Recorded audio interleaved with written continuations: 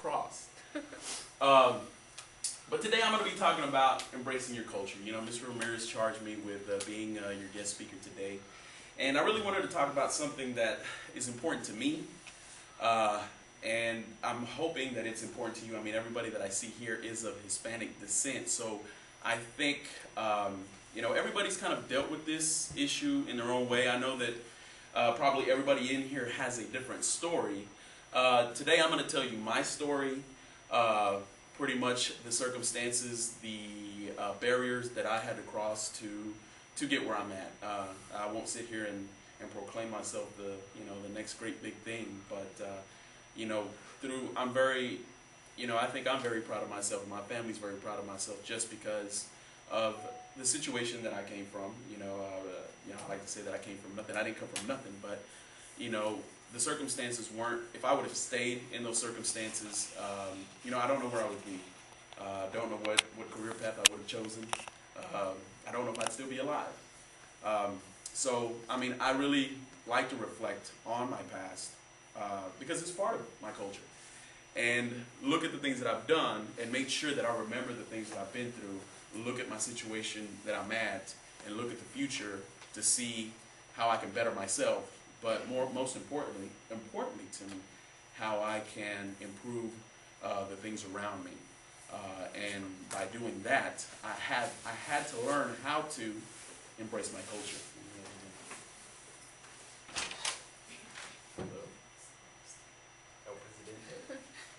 It's your thing. All right, so let me tell you a little bit about me. Go ahead and click it. This is me. Aww. At, I want to say I was 3 or 4 years old. Your son looks just like you. I'm actually, yeah, he does. I'm actually, well, I hope he does. I'm an immigrant. For those of y'all that don't know it, I was actually born in La Estancia, Durango. It's a little ranch up in the mountains of Durango, which borders Chihuahua and Durango in Mexico. I was born in November 17th, 1976, to Faustino and Maria Melendez.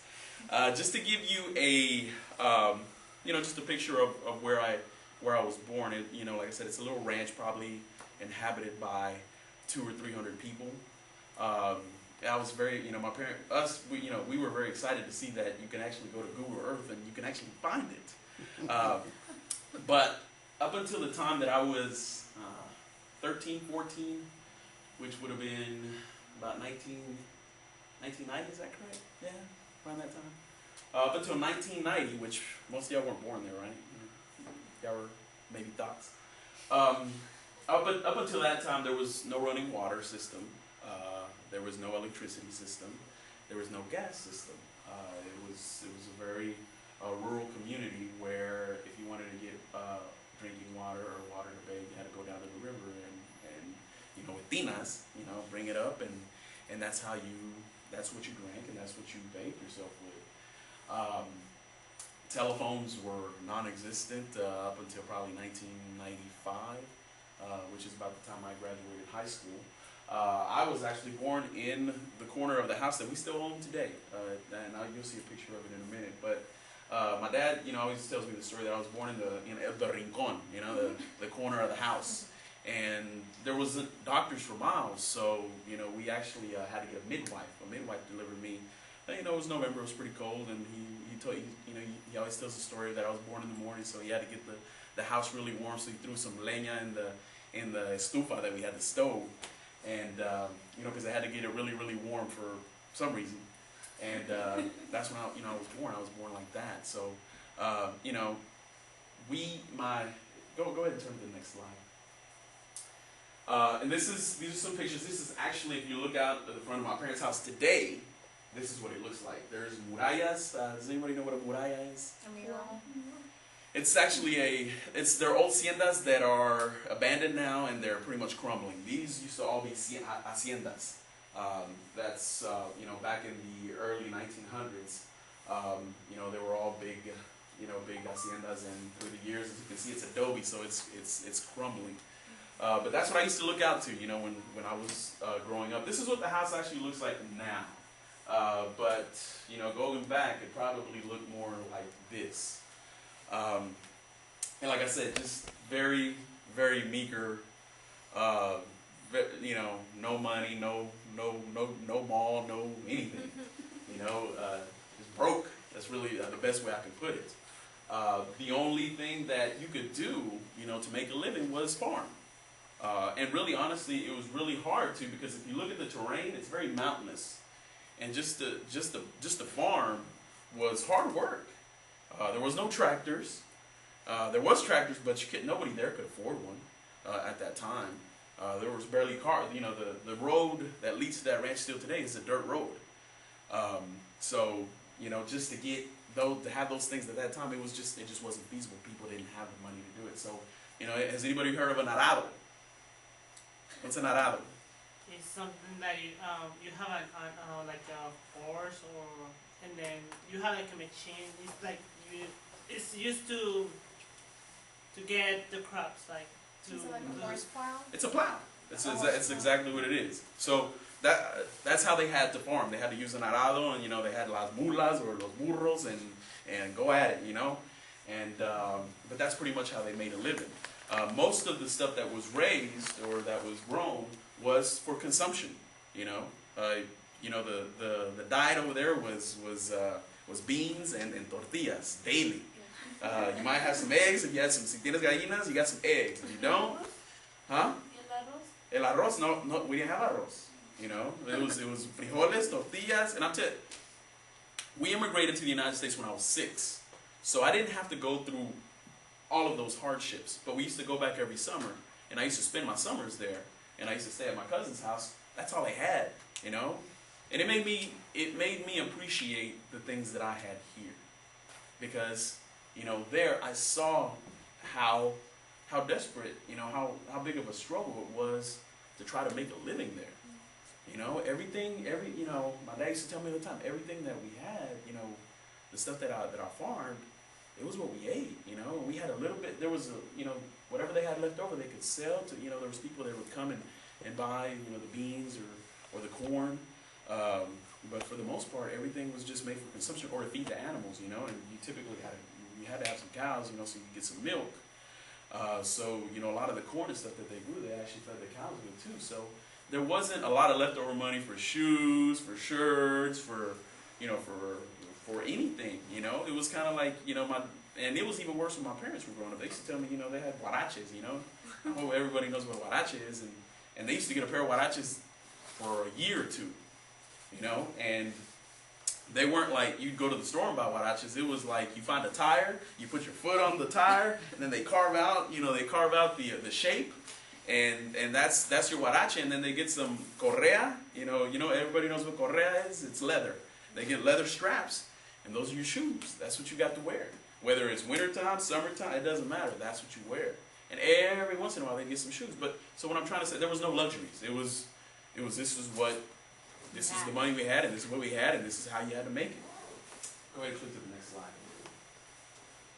This is what it looks like. The little ranchito is actually right here. You can't really see it, you know, because the picture's a little blurry, but it's in a valley. You know, like I said, it's up in the mountains. Go ahead and flip to the next one. And this is my family. You know, this is my mom. This is my father. This is one of my older brothers. This is my other brother. They're both older than me. This is my sister, and this is my dad again. That's me, and this is my nephew. And I mean, I have more nephews, and of course my son. And I left them people out, but just this is, you know, these are the people that I grew up with. And like I said, you know, coming from that situation, we immigrated here in 1980. I think it was 1981 or 82. I can remember coming over here. I can remember, you know, we came over for Thanksgiving. And it was probably, we got here maybe a day or two right before Thanksgiving. But I remember spending Thanksgiving here. I don't know what was going on. I just remember they had, you know, this big old turkey, and it was good. I never ate anything before. And, you know, they had some rice and some tamales. And, you know, back then I didn't know that wasn't traditional on Thanksgiving. You know, it was just a new, being so young, I didn't know the magnitude of the move that we had made. And growing growing up, you know, we moved into we moved in with my uncle, which lived in Midland, Texas. I don't know if y'all know where Midland's at. It's in West Texas. We stayed there for a while. I'm sorry? It's by like Odessa. Yeah, and El it's Paso. in that area. Yeah. And we moved in there, and you know, I think my aunt and uncle probably had a 2-bedroom house, and it was, you know, it was my aunt and uncle, and then 4 of my cousins, and then it was us 4, and then my mom and dad in a 2-bedroom house with a living room and a kitchen. Needless to say, we didn't last there long because they kicked us out. It just, you know, it was too many Mexicans in one household.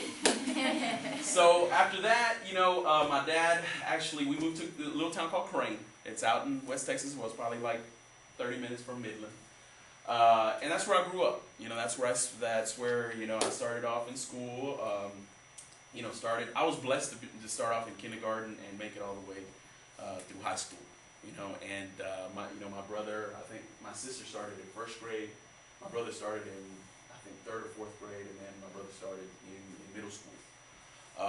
You know, and throughout this whole process, I mean, we coming from Mexico, and I think a lot of y'all can kind of relate to this. You know, my parents didn't know a lot about the culture here. You know, they've been raised in this antiquated culture where, you know, there was a limited amount of things, and here we were in this place where, you know, you could make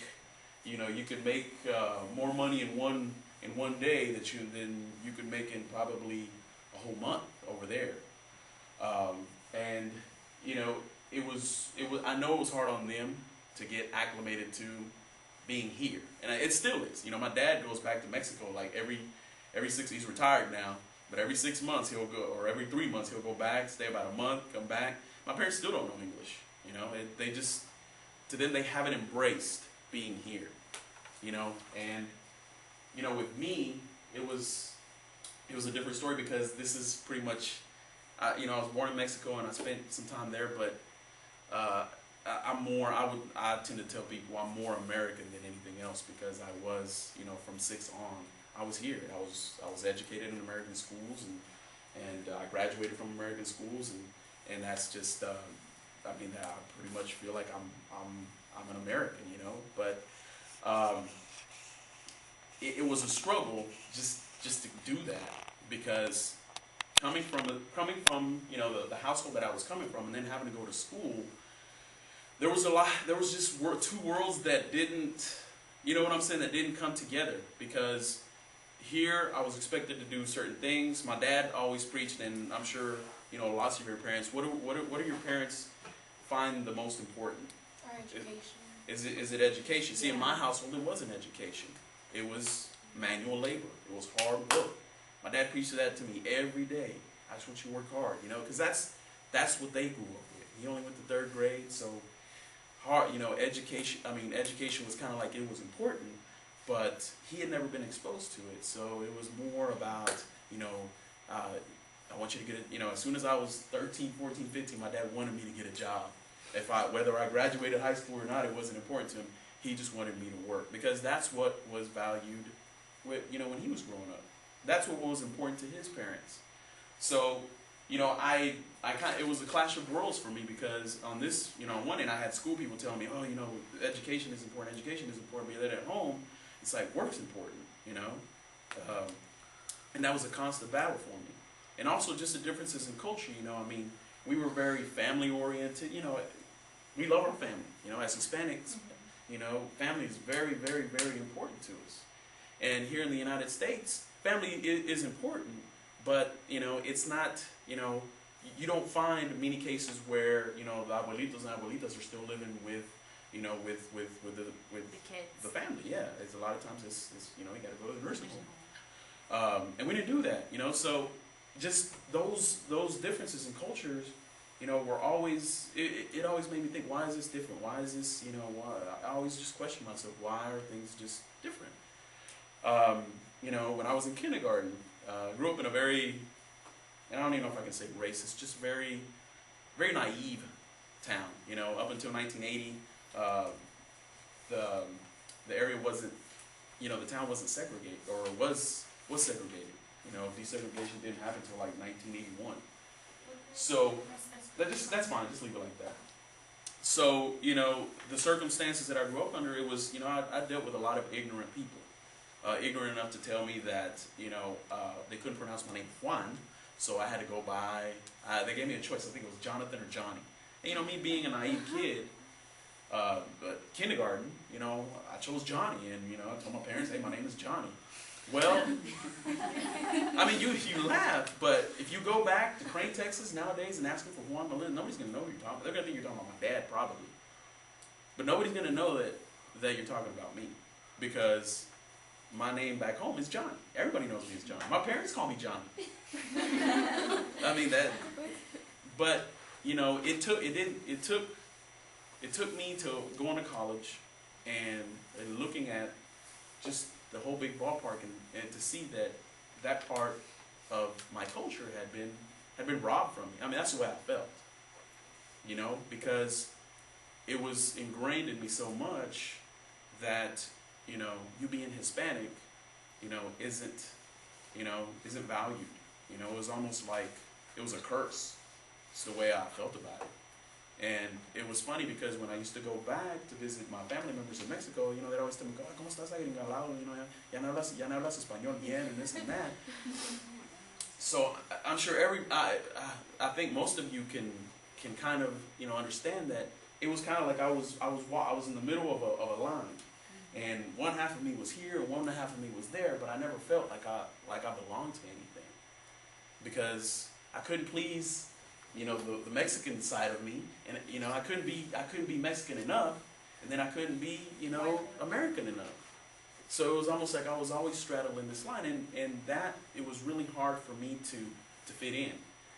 And, you know, you hear me speak now, it wasn't always like this. I was a very shy kid, just because, you know, I always had that stigmatism that I didn't communicate well, because, you know, I was an ESL kid, you know, from six to about 10 years old. I never felt like my English was good enough. So a lot of times when they would ask questions, I wouldn't say anything. I would just, you know, just sit in the back and just be quiet and go on about my business, you know. But, you know, the older I got, the more confidence I developed. And like I said, it took until my junior, senior in high school and college where I finally started to recognize that, you know what, I don't have to be ashamed of who I am. I don't have to be ashamed of being, you know, I used to tell people when they'd ask me where I was born, I'd tell them, well, I was born in Odessa, or I was born, you know, in El Paso, or I never told them I was born in Mexico. I was ashamed of that because I knew people were going to make fun of me. And that's just, those were just the times. They were calling me wetback or you know, illegal immigrant or whatever, you know. Which I wasn't, you know, but, you know, but that was the times, you know. And like I said, it kind of gave me a complex. It really did. And it took me a long time to get over that. But the way I was able to do that was I had to embrace who I was. And I had to be proud of where I came from. And I had to be proud of the obstacles that I'd overcome. A lot of you in here pretty much have, if you don't have a similar story, your parents have a similar story. You know, where they've gone through these things, but they persevered. And the only way you can persevere through that is by embracing who you really are and being proud of what you really are. There's nothing wrong with being born in Mexico. There's nothing wrong with being born in the Dominican or in Guatemala or, you know, Colombia or anything like that. That's your culture. Those are your roots, and it's important that you hold on to those things, because great things, even though you won't hear about it, you won't hear about it in your history classes. You won't hear about it in any textbook that you have, but the people that come from your past have done great things. You know, how many of y'all know that, you know, about the Mayan and the Aztec calendar? You know, those calendars, you know, they've been said that they're more accurate than the calendars that we have now. You know, at the time of those civilizations, those were some of the greatest civilizations that man has ever seen. But, you know, you get a history book, and how much is devoted to that? Not about that much. But, you know, you can't control what's written in books. You can't control, you know, those types of things, but you can control what you do, you know. And, you know, like, going to college, and you know, that's what's beautiful about going to college. I know people are always ingraining in you, go to college, go to college, go. College isn't for everybody, and you know, there's only so many things you can learn from books. But, you know, the biggest thing that I got out of college, I mean, you pick up great knowledge and they train you to what you're going to do. And you know, I'm proud of my school, Texas Tech Red Raiders. You know, looking back on it, it wasn't so much what I learned out of the textbook. It was just the fact that I was able to go to a place where there was people my age that were trying to do positive things with their life, and I was able to interact with them, whether they be from, you know, from here, from up north, from, you know, we had people from all over the place. And I was exposed to, you know, all these different people, all these different situations. I learned how to communicate with people. I learned how to really, you know, I'd see these people and they were really proud to be who they were. You know, I'm African American and you know, I'm proud and it was just so different from where I had come from. You know, where I'm Colombiano and, you know, they used to tell me about this and that, and I'd never been exposed to that. The only people that I'd been exposed to are most of the white people that I grew up with, and then the Chicanos that I grew up with, you know, and it was just a different experience for me. But, you know, I like to say that it was probably it was the best time of my life, because like I said, the most important thing I learned was that I learned how to communicate with people, and I learned again to appreciate who I was and appreciate my past and appreciate the people that actually helped me get here. Even though, you know, my father is not as educated as me, you know, or is not as educated as the rest of my family. You know, my dad's my hero. You know, he is, because he had to, you know, overcome so many things. My dad actually dealt drugs for a while, you know, because that's all there was. I mean, growing up in a situation like that, you know, and you're trying to support your family, but, you know, you're growing crops and it's just, you're not making it, you know, and he had to turn to things like that. But, you know, within that, he realized that this isn't the way to do it, you know, and he came over here, and he came over here illegally and worked his butt off, and you know, luckily, you know, we caught a break and the visas came through and we actually got here, you know, but he overcame so many obstacles just to be here, just to give me this opportunity. And there was times that I thought about, you know, I don't want to, you know, college, because college is tough, you know. High school was easy for me, I'm sorry, it just was. Maybe I was, I don't know. It was just, it wasn't that difficult for me. And but when I got to college, it was tough, and I was working, and you know, even though my dad was working here in the United States, still wasn't making a lot of money. So the help that I got wasn't, you know, he was like, hey man, I can give you some gas money. That's about it. But you know, there was times that I thought, you know, I can't do this anymore. You know, I'm having to pay rent, I'm having to do this, I'm having to do that. Yes, college is great, it's awesome, but I just can't do it. But what always kept me moving forward was the fact that I know how much my father struggled. I know how much my family struggled to get me here. It almost would have been a crime for me to quit, because I had so many more advantages than he had. You know, and to throw that all away, it would have, in my eyes, it was a crime. You know, and that always motivated me.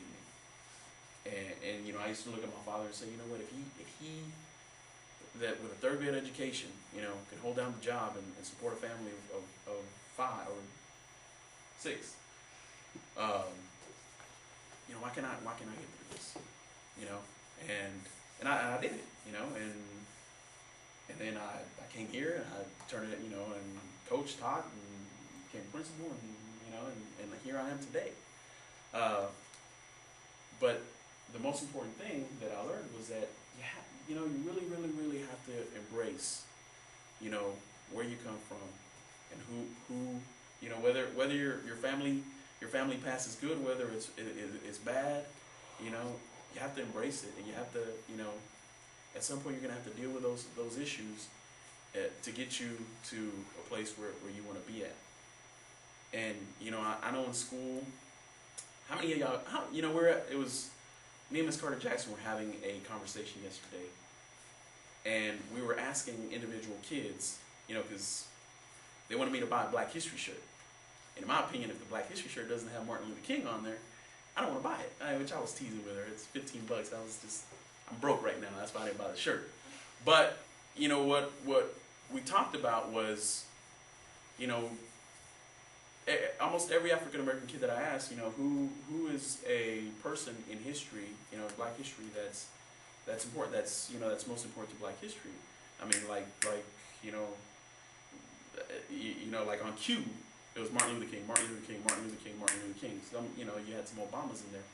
We talked to the Hispanic kids, and what do you think their answers were? I don't know. Pancho Villa. I don't know. I don't know. Me, I had some me's, and then I had some Miguel Hidalgos in there. You know. Does anybody know who Miguel Hidalgo is? Joseph, who's Miguel Hidalgo? The father of the independence of Mexico. Okay.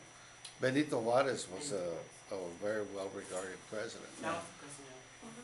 But you know, the point I'm trying to make was, you know, a lot of us don't know our own history, and you know, yes, we can fault the educational system some, but also too, I mean, it's on us to make sure that we know that history, and it's important. It's important that we know who came before us, so we can, you know, we can always remember what they did for us, but also, you know, history tends to repeat itself. And the same things that were you know, that some of these individuals had to go through, we want to make sure that we don't have to go through those same things. Because, you know, like I said, you won't read this in a lot of your school books, but like I said, we have a great history, and it's important for you to embrace it. It's important, again, to embrace the things that the people that have come before you have done for you, and to realize that, again, guys, you have a great opportunity. How many of y'all in here are bilingual? Alan, you're not bilingual? Yeah. Do you know how much of an advantage you have over everybody else? Just being able, do you realize that being able to speak two languages takes higher level thinking? You're already a higher level thinker because you speak another language. Now, if you perfect those languages, if you're able to communicate well in English, and if you're able to communicate well in Spanish, it makes you so much more marketable than other people. A huge reason that I have the job that I have is because I can communicate in English, you know, in a professional manner, you know, but I can also communicate in Spanish in a professional manner. Now, my Spanish isn't great, but it's decent enough where I can get my point across, you know, and I've been taught well enough to be respectful that people, you know, I can communicate well with people. But it's a huge advantage that you have, and it's a huge advantage that if you take advantage of it, it'll take you to a lot of places. You know, I mean, I don't want to toot my own horn because I'm not that. I come from humble beginnings, and that's one thing my dad always taught me is always be humble. I'm very humble, but I'm smart enough to know that, you know, sky's the limit for me. I mean, there's a lot of other things that I can achieve through education, you know, because I am bilingual. And guys, you know, my brother here, he's a registered nurse. He's going back to get his master's degree. I'm sorry, I've been sick and sometimes I'll start coughing. He's going back to school and getting his master's degree. Well, first of all, he makes like $40 an hour, which is incredible to me, because I don't make that much. But, you know, he's going to get his license in nurse practitioning, which I don't know what that is, but I'm guessing he's going to be telling people what to do. And the thing I got excited about is he said he's going to be able to write prescriptions, which is a good thing. But anyways, hey, you never know when you need a prescription. No, you don't always have money to go to the doctor. Anywho, he yeah, like in this moment would be a good time. Anyways, he'll come. You know, he told me the other day. He's like, I said, how much money are you gonna be making, man? You know, I'm just me curious. He said, I don't know. He's like, probably about in between $150,000 to $200,000. That's like insane. Believe me, I'm a firm believer that money doesn't buy happiness, but it sure makes things a lot easier. So I mean, that's, you know, but I promise you, he won't have a problem finding a job because he's bilingual. He can come to Houston. He lives in Austin. He can come to Houston and get, you know, probably make $50 an hour because he's bilingual. You know, my sister you know, now she's a stay-at-home mom and she works out of the house. She has a little customer service thing, but she used to be in in international business. Her job was, there were, in Austin. She lives in Austin too, and in Austin, it's pretty much the Silicon Valley of Texas. And she used to sell computers. So, well, where do you think they had her selling to? Latin America. That's where all her business came from. At 3 years out of college, man, she was making 100 G's a year, which was, after 3 years, I was making like 45. She was making a lot of money, and again, it was because she was bilingual, and, we talked a lot, and, we always reflect on, again, where we came from, what, because again, money is nice, but it's not everything. And I've chosen this profession because the most important thing to me, I love kids. I've always loved kids. I mean, I know that I might yell and scream at some of y'all, but I don't think anybody in here can say that I've gotten on to you because I didn't have your best interest at heart. And the thing that's important to me is I want to make sure that you had the opportunities that I never had, because I'm in a position now where I can make things easier for you, and I can put you in positions where, you'll be successful, where hopefully in turn, in the future, you can do the same for somebody else. Because that's really what it's all about. Money, yes, money is nice, and it makes life easier. But but I can tell you what, probably the proudest moment that I've ever had as an educator, it wasn't the time that that they told me I was going to be making all this money. It was probably the time that I had a little girl come back, and she had graduated, and say, you know what, Mr. Melendez, if it would have been for you, I don't know if I would have graduated. And I'm going to college. This is what I'm going to do, and thank you. That meant everything to me. It almost made me cry. I don't cry, but it touched my heart, because that's what it's all about. And I tell people all the time that I talk to, the things that I accumulate in life, they're not important to me. It's really not. What's important to me is when I look back at my life, did I leave this earth better than I found it? And if I can do anything or support you in any kind of manner, that's the way that I feel that I've embraced my culture, and I've respected the people that have come